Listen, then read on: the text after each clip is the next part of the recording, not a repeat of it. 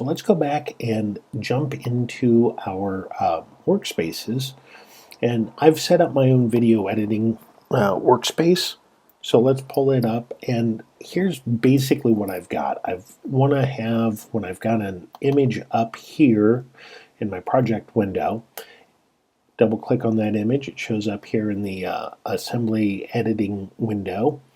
This is your source file, and then this is your production window. So once you start dragging stuff down here into what we call the timeline, what you build here shows up in this window. And notice over here I've got the markers. You can do libraries, info. You may have to go up to window, find your markers, activate it, and drag it around into this window. Go right ahead and do that. Now, we're supposed to be working on a timeline. Well, there's no sequences. So come up to File, New, Sequence. Kind of a silly place to hide it, but there it is. Your typical settings are probably going to default in here, 1080p. You want to do the 29 frame rates, 29.97 frame rate. You can do 30 if you want, but industry standard is that one. And I'm going to call this one, let's do History 01. I may do a different section later on, but for now we're going to talk about the storms. So History 01 storms. Eventually you're going to want to add a bunch of stuff into the timeline window, but for now we just want to find a couple parts and drop them in out of the video, and then we'll come back, add still images, play with the audio a little more. First up, over here, notice you've got V's on top and A's on the bottom. V's are your video slots. You've got 1, 2, 3 slots for video or still images or text. That's where this stuff goes, is up here. Your audio tracks go down here, and it's typically left and right channel on each one, depending on how your audio was recorded. Once you've got your audio and video track in here, you can add background sound underneath it in A3, A4. Once you click on a channel, that's where it's going to default to go into.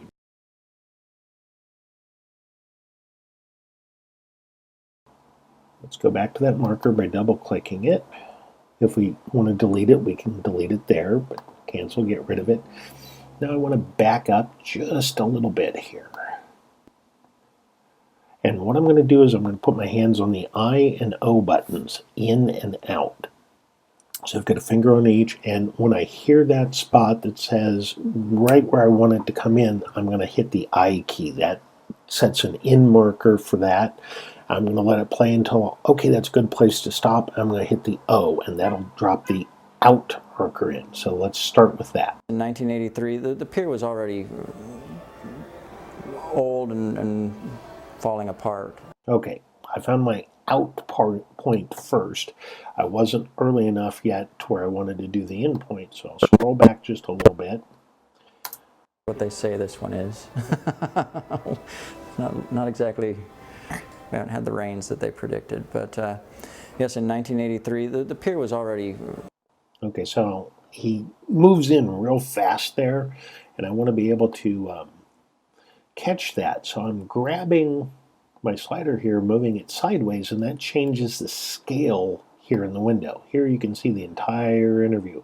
Now by zooming that in, I'm zooming into the audio track and finding just that spot that I want. So here's my in and out that I marked. Out's pretty good, but in, I'm not quite there yet. I know it's going to be back in here somewhere, and I'm going to have to be real on spot to get it. So let's start again. Was it 83 the big storms came in, or 84? Yes, 1983. An El Nino year, much like what they say this one is. Okay, so I'm almost there. I'm going to pull it back to here. Start my cursor on the outside. I know that, was it 83 the big storms came in, or 84? Yes. Okay, right there, that yes. We don't need the yes, but I want everything after that. So now I'm going to mark my in. So here you can play, go to the end. 1983, an El Nino year, much like what they say this one is. Not exactly, we haven't had the rains that they predicted, but yes, in 1983, the pier was already old and falling apart. You know, Okay, there's a lot of and ah right there. Now, there were two different 1983 spots. I may decide that I want to cut this first part out later, but for now, let's go ahead and just insert this down to where it needs to go. Notice your project saves a little bit. I'm going to move my timeline slider in probably about 10 seconds here just to give me some fudge room at the beginning. I want to put in a title, and I may add some more stuff here at the beginning. Now that I've moved off, notice that V1 and A1 are marked not just in this column, but in this column. That means they're my active placement column. If I do an insert, those are the two lines those are going to default to. So here you've got the insert button, click it, boom, and it drops in your audio and video in the appropriate tracks. And notice that you can scroll up and down in the timeline window.